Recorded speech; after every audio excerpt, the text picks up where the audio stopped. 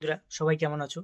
আজ আমি দেখাবো যে ক্যানন 2010 প্রিন্টার আছে কম্পিউটার বা ল্যাপটপ ছাড়া কিভাবে আমরা ম্যানুয়ালি হেড ক্লিন করতে পারি এবং পাওয়ারিং ফ্ল্যাশিং করতে পারি। অনেক সময় জেরক্স এবং প্রিন্ট করতে গিয়ে আমরা কেটে কেটে আসে, সম্পূর্ণ ক্লিয়ার আসে না। সেই সমস্যার সমাধানের জন্য আমি এই ভিডিওটা বানাইতেছি। অনেকে আমাকে বারবার ফোন করে, আমি অনলাইন সাপোর্ট দিতে পারি না, তাই এই ভিডিওটা বানাইলাম। তাহলে সহজ হবে। আর যদি প্রবলেম হয় আমার সঙ্গে কন্ট্যাক্ট করবে, আমি সম্পূর্ণ ভিডিওর মধ্যে আপনাকে দেখাচ্ছি। আমাদের সামনে এই যে ক্যানন G2010 প্রিন্টারটা আছে, এই প্রিন্টারটাকে আমরা হেড ক্লিন এবং পাওয়ারিং ফ্ল্যাশিং করব এবং কম্পিউটার ল্যাপটপ ছাড়া। তার জন্য আমরা সর্বপ্রথম প্রিন্টারটাকে অন করে নেব।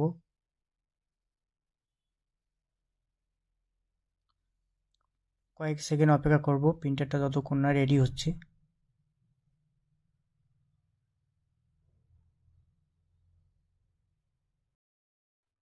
আমাদের প্রিন্টার এখন রেডি হয়েছে।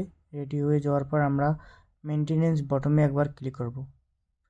এই যে মেনটেনেন্স সেটিংয়ে একবার ক্লিক করার পর তারপর এখানে ডিসপ্লে দেখতে পাচ্ছ, লোগো চলে আসছে। তারপর আমরা 2 প্রেস করব। 2 যখন ডিসপ্লেতে চলে আসবে তারপর আমরা ব্ল্যাক অথবা কালার বটম যে কোনো একটা প্রেস করব। প্রেস করলে আমাদের হেড ক্লিন চালু হয়ে যাবে। দেখো হেড ক্লিন স্টার্ট হয়ে গিয়েছে। 1 মিনিটের মতো, 30 সেকেন্ড নাহলে 1 মিনিট হয়তো লেগে যেতে পারে হেড ক্লিন। তারপর একটা জিরক্স বা নজেল চেক করে দেখবেন যে প্রিন্ট ঠিক হচ্ছে কিনা। এরপরও যদি ঠিক না হয় তারপর আমরা পাওয়ারিং ফ্ল্যাশিং করব। পাওয়ারিং ফ্ল্যাশিং কখন করব? যখন একদম ব্ল্যাঙ্ক আসতেছে।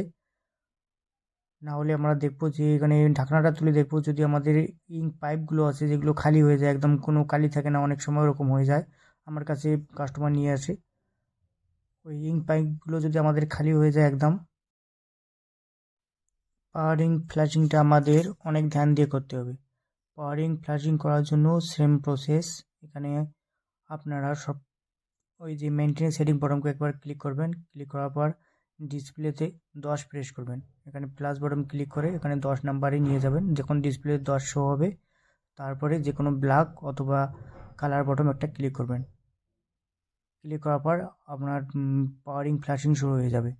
পাওয়ারিং ফ্ল্যাশিং যখন শুরু হয়ে যাবে আপনার 30 সেকেন্ড বা 20 সেকেন্ড বা কিছুক্ষণ লেট করার পর খুলে দিবেন। এখানে পাওয়ার কেবলটা খুলে দিলে তাহলে সম্পূর্ণ কালি শেড হয়ে যাবে না। নাহলে যতক্ষণ পাওয়ারিং ফ্ল্যাশিং হবে সম্পূর্ণ হতে টাইম লাগে, অনেক টাইম যতক্ষণ লাগে অতটা আমাদের সম্পূর্ণ দরকার হয় না।